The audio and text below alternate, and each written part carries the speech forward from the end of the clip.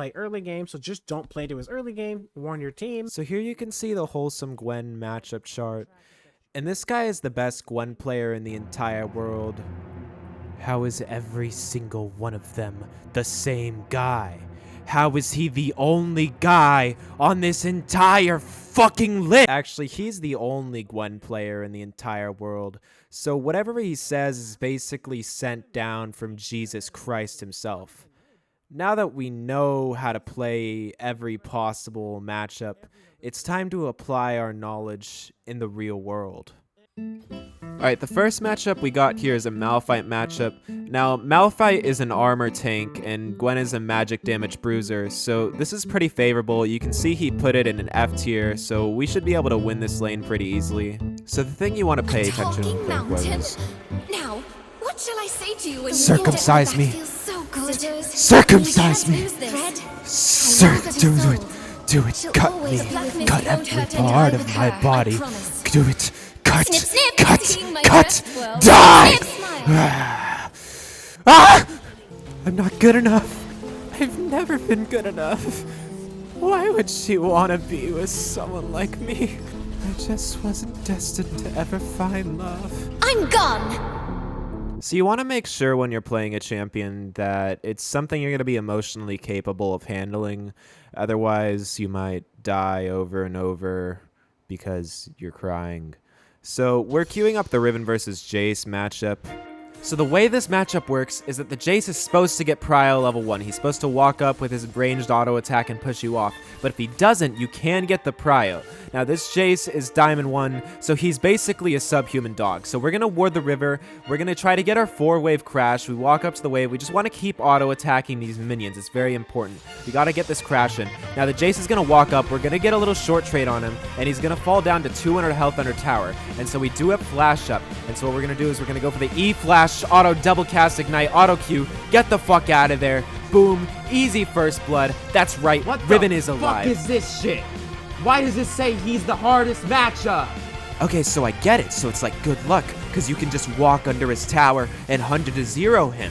And he loses the whole minion wave. Fundamentos, baby! Okay, so the way the matchup actually works is that you teleport bot and you kill the enemy Nidalee. And you don't play the matchup at all because the Jayce doesn't walk up to the fucking wave. Nice cannon minion though, little boy. Should've walked up. Fundamentos! Okay, so I figured it out. So the way the matchup works is that you kill the Jayce under his bot lane tier 2, and then your entire team dies on the other side of the map, and your Yasuo steals your fucking tower gold, so you can't carry. And then you lose to the Kaisa, who has 20 kills, and it's just a fucking bot gap. So that's the Riven versus Jayce matchup, guys. I hope you learned something. So the way the Riven versus Aatrox matchup works is that you're going to want to wait for your Sejuani to come, and you're going to use your ult, you're going to use all your abilities. He's going to heal a little bit because he does have his Eclipse fully finished, but you will eventually get him. And now you're probably looking at the scoreboard and wondering how I got to be 0-3, and was there like an early laning phase, something that we didn't see?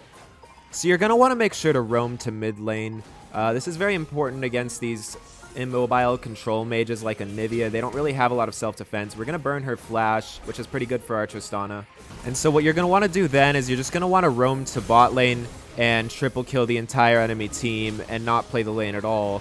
Because really, what are you going to do against an Aatrox? He's just going to heal all your damage. So the only possible line of action is to kill this Zac, but he just keeps healing. Okay, but your jungler is going to come, and so you guys are just going to take care of this Zac.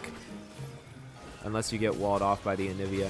But you guys are going to go in because you do have the Seraphine there, so you're going to take care of this Zac, and then that's going to be a 3-for-1 play, so that's pretty good for your team. It's a good comeback play.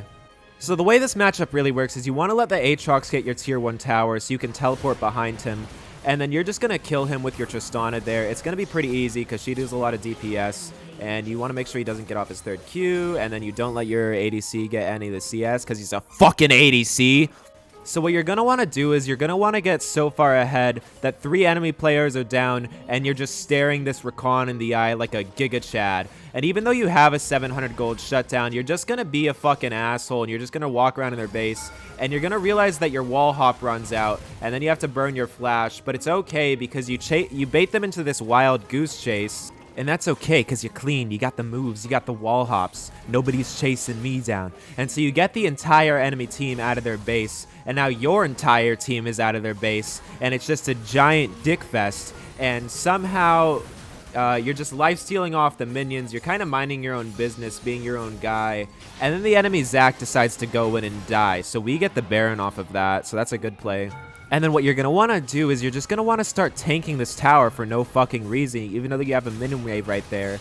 And you're going to want to ignore the Samira, who's just burning your life force away.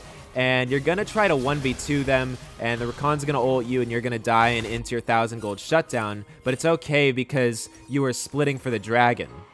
So your team will get the Mountain Soul, and now you're extremely far ahead. And then you're just going to win the game without dying a single extra time.